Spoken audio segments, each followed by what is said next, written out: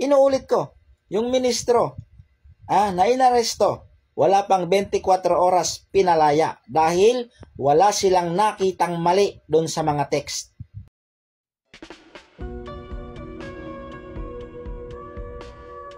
Nasa iyo na talaga lahat mayabang, hambog, tanga, bobo.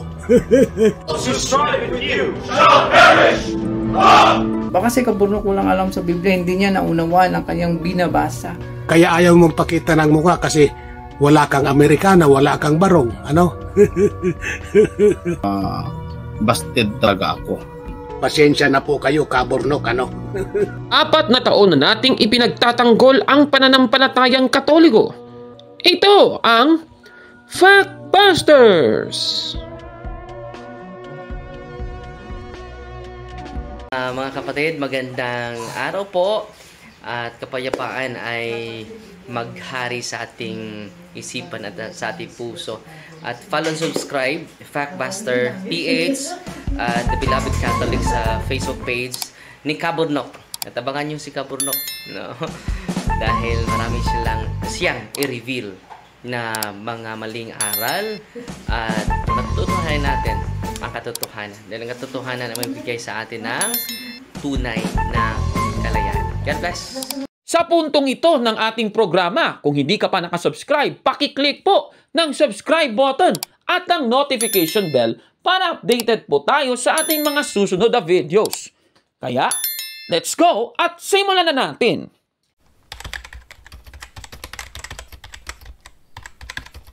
Magandang araw mga kapatid and welcome naman sa isang bagong episode sa Factbusters PH.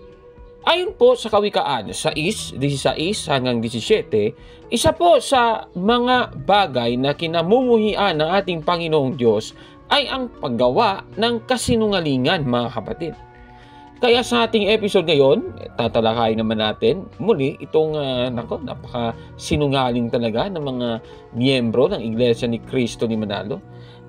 Natalakay na natin noong mga nakaraang episode ang kaso ni Glennon Payabyab, ministro ng Iglesia ni Cristo ni Manalo, dahil sa pag-aresto sa kanya ng New York City Police Department dahil sa pakikipag-eyeball daw niya sa isang 12 taong gulang na dalagita mga kapatid.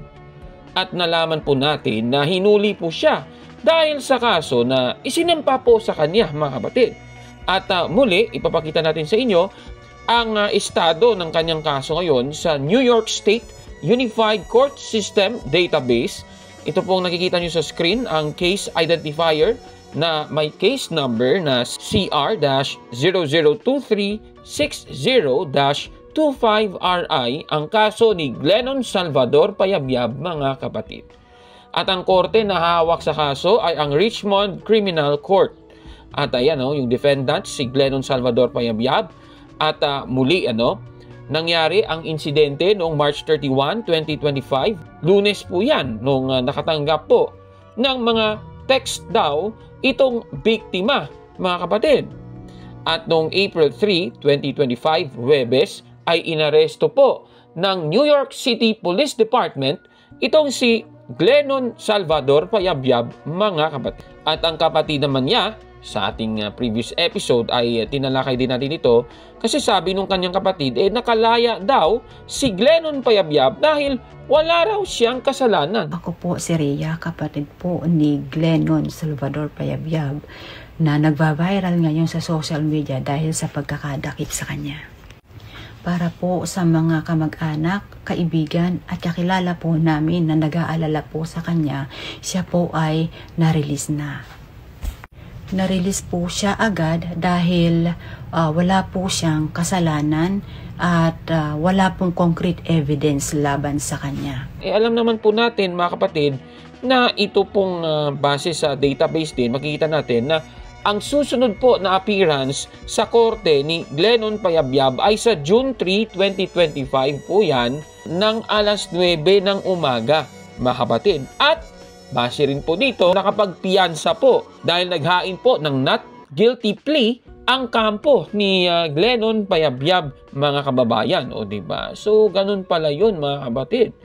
lumalabas na pati yung kapatid ni Glennon Payabyab nagsisinungaling para pagtakpan ang kanilang ginagawa. Siguro natatakot sila na maitiwalag, ano? So, ganun pala yun. Pero alam niyo, may mga tagapagtanggol ng Iglesia ni Cristo ni Manalo na nagpapakalat talaga ng kasinungalingan at fake news. At isa sa mga halimbawa, itong pahayag ni RMG Kaagila. Ano bang kanyang sinasabi? O, ito, panoorin natin. Inuulit ko, yung ministro, na inaresto, wala pang 24 oras pinalaya dahil wala silang nakitang mali doon sa mga text. Salamat po sa inyong panonood at pakikinig. Ako ang inyong lingkod, RMG Kaagila, at your service. Ayon po kay RMG Kaagila, nakalaya daw ang ministro ni Manalo dahil siya ay napatunayang walang kasalanan. Tanong, totoo ba ito, mga kapatid?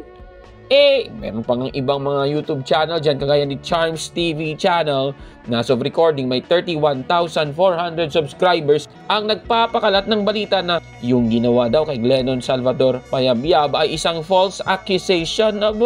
False accusation daw. Grabe talaga. Tanong, totoo ba lahat ng ito, mga kababayan? Susuriin natin. Siyempre, napakaliwanag naman ng sagot. Klarong-klaro po. Haharap muli sa korte sa June 3, 2025 ng alas 9 ng umaga. Ito pong si Glennon Salvador Payabyab, mga kababayan. At siya po ay nakapagpiyansa. Ibig sabihin, mga kababayan, dahil nakapagpiyansa siya, ibig sabihin, hindi pa po tapos ang kaso. Kaya nga harap siya sa June 3, 2025 para ipagpatuloy ang kaso. Ibig sabihin, temporaryo po ang kanyang paglaya, mga kababayan. Yun po yun ng maliwanag. Kaya klaro pa po sa sikat ng araw na nagpiyansa po si Glennon Payabyab at may hearing pa siya sa June 3, 2025. Kaya itong sinungaling na ito na si RMG Kaagila. Inuulit ko, yung ministro, na inaresto, wala pang 24 oras pinalaya dahil wala silang nakitang mali doon sa mga text. Sinungaling ka talaga, no? Ikaw manloloko ka kaya? Busted! Yan! Nako pati itong si Charms TV channel, mga palpak ito, mga kababayan, ano? Talagang grabe, mga kapatid. Ngayon, puntaan natin ang latest update tungkol po sa naging kasong ito ni Glennon Payabyab, mga kababayan. Kung naalala ninyo, mga kababayan, ating pong binasa ito pong article mula po sa StatenIslandLive.com. Ito pong may pamagat na NYPD Staten Island man 43 arrested after allegedly inappropriately texting girl 12 he met at yard sale. Yan po ay inilabas noong April 5, 2025. At ayon po sa article na ito pong Protect Our Children, isa pong voluntaryong organisasyon, ay tumulong po sa mga biktima para mahuli po ang nasabing suspect.